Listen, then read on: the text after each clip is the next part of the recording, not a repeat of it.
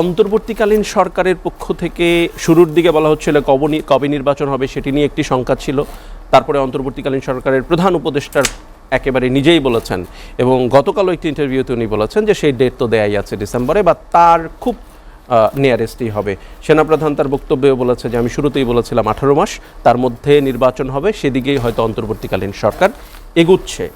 কিন্তু বিএনপির পক্ষ থেকে সংসদ নির্বাচনের রোডম্যাপ ঘোষণা করতে প্রধান উপদেষ্টাকে 1 মাসের আলটিমেটাম দেওয়া হয়েছে। বিএনপির স্থায়ী কমিটির সদস্য সালাউদ্দিন আহমেদ সেটি বলেছেন। শঙ্কাটা আসলে কোথায়? কেন আবার রোডম্যাপ? ডেট তো দেয়া আছে। থ্যাংক ইউ সাদি ভাই। ডেট এবং রোডম্যাপ দুটো দুই জিনিস।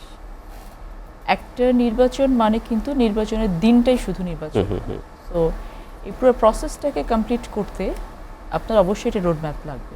কক্সবাজার সমুদ্র সৈকতের উপর নিজেদের একটি ঠিকানা, ইডেন বে, আ কনসার্ন অফ ভাইয়া হোটেলস। আর শঙ্কার জায়গাটা তো ইটস ভেরি অবভিয়াস, কারণ একটা দীর্ঘ সময় ধরে যেভাবে বিএনপি নির্বাচনের জন্য লড়াই করেছে, গণতন্ত্র পুনঃপ্রতিষ্ঠার জন্য লড়াই করেছে, সেই জায়গাতে 5 তারিখের পরে এসে বিভিন্ন প্রেক্ষাপটে বাংলাদেশ এখন যেই পরিমণ্ডলে বাংলাদেশ বিরাজ করছে, সেখান থেকে বাংলাদেশকে গণতন্ত্রের পথে যাত্রা শুরুটাই হবে হচ্ছে একটা নির্বাচনের মধ্য দিয়ে। এখন কিন্তু আমরা গণতান্ত্রিক পথে যেতে পারিনি, প্যাসেজে বিদায় হয়েছে, কিন্তু গণতন্ত্রের দিকে কিন্তু ধাবিত হতে পারিনি। সেই জায়গা থেকে যে এই নির্বাচনকে কেন্দ্র করে বিভিন্ন মহল থেকে বিভিন্ন সময় বিভিন্ন ধরনের প্রপোজিশনস, বিভিন্ন ধরনের প্রপোজালস, বিভিন্ন ধরনের কনসেপচুয়াল জিনিসগুলোকে নিয়ে আসা হচ্ছে সামনে।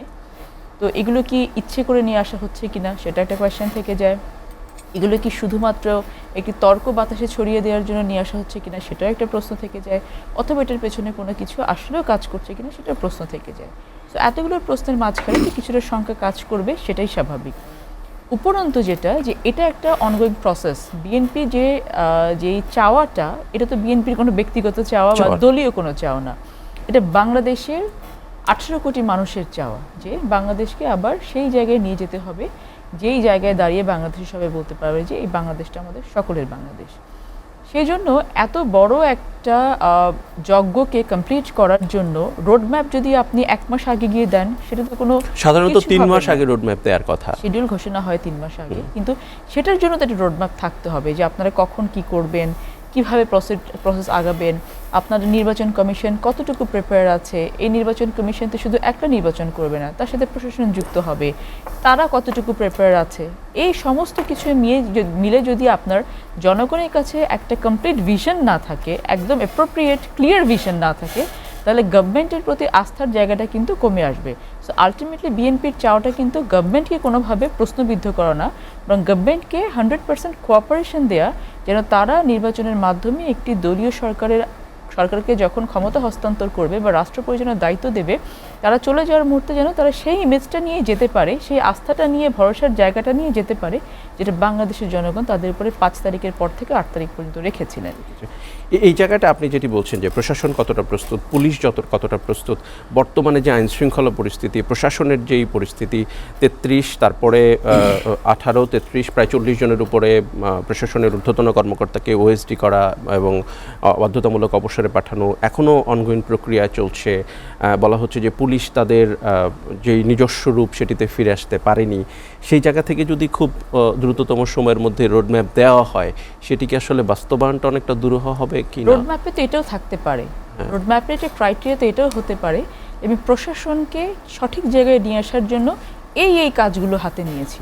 This could be a roadmap. So বাংলাদেশের সরকার, বাংলাদেশের যে জনগণ আছে, তারা চাইছে যে অন্তর্বর্তীকালীন সরকারটা নির্বাচন যে দেবেন ডিসেম্বরে, এই ডিসেম্বরে নির্বাচনটা দেওয়ার জন্য তারা মানসিকভাবে প্রস্তুতি নিয়ে সেভাবে কাজগুলো করছে। তো ওটা তো রোডম্যাপের অংশই তো হতে পারে। ডিসেম্বরের নির্বাচন নিয়ে যেমন আরেকটি সবচেয়ে বড় কাজ যেটি হচ্ছে যে অন্তর্বর্তীকালীন সরকারের বলা হয় বিচার, সংস্কার এবং নির্বাচন। এই যে সংস্কার প্রক্রিয়া 6 মাস শেষ হয়ে গেল, 7ম মাস, অন্তর্বর্তীকালীন সরকারের 2য় অধ্যায়ে এসে ঐক্যমত্য কমিশনের প্রথম বৈঠকও হয়েছে, জুলাই চার্টার হবে, তারপরে নির্বাচন। মনে হয় কি যেটি এই সংস্কার প্রক্রিয়াটি এই ডিসেম্বরের নির্বাচনকে প্রলম্বিত করতে পারে? এটি কি বিএনপির শঙ্কা হতে পারে? আমাদের প্রধান উপদেষ্টার বিবিসির যে ইন্টারভিউটা পুরোটা দেখেছি, আমার কাছে ইন্টারভিউটাকে তার লাস্ট ইন্টারভিউর থেকে অনেকটা বেশি অনেক চেঞ্জ মনে হয়েছে। চেঞ্জের জায়গাটা ওনার ফার্স্ট ইন্টারভিউটাতে অতটা ডিপ্লোমেসি আমি পাইনি, কিন্তু গতকালকে ইন্টারভিউতে অনেকটাই ডিপ্লোম্যাটিক অনেক আনসার ওনাকে দিতে শুনেছি। উনি অনেক কিছু ওভারলুক করার চেষ্টা করেছেন, যে জিনিসগুলো আসলে দেশের জনগণের চোখের থেকে কিন্তু ফেরানো সম্ভব না, যেমন আইনশৃঙ্খলা পরিস্থিতি নিয়ে। Exactly. তো সংস্কারের বিষয় যেটা, যে সংস্কার নিয়ে উনি যে বিষয়গুলোকে ট্রিগার আউট করার চেষ্টা করেছেন, সেখানে উনি বলেছেন যে ঐক্যমত্য করার জন্য আমরা বসেছিলাম, that was a formal just একটা সিটিং। প্রত্যেকটা সংস্কার কমিশন থেকে যে প্রপোজালসগুলো দেওয়া হয়েছে, এখান থেকে কিভাবে পিক অ্যান্ড চুজ হবে যে এই পয়েন্টগুলো নিয়ে কোন দলের কি ধরনের মত আছে, কোন দলের কোন ধরনের মতবিভেদ আছে, এটা কিন্তু খুব ছোট কাজ না, অনেক বড় একটা কাজ। তো এই জায়গাগুলোকে উত্তর করার জন্য আপনার যে ধরনের প্রিপারেশনের দরকার ছিল সেটার কিন্তু অভাব আছে। সো আপনি জুলাই চার্টার করবেন, it's a very good thing. যে জুলাই চার্টারের পার্সপেক্টিভটা কি হচ্ছে, যে আমি এমন একটা 8টা 10টা বা 12টা জিনিস আমি দেশের জনগণের সামনে নিয়ে আসবো, রাষ্ট্র মেরামতের জন্য নিয়ে আসবো, যেই জায়গাটাতে সবাই একমত হবে, সিগনেচার করবে, যেন ভবিষ্যতে এটাকে ভিশিয়েট করতে না পারে।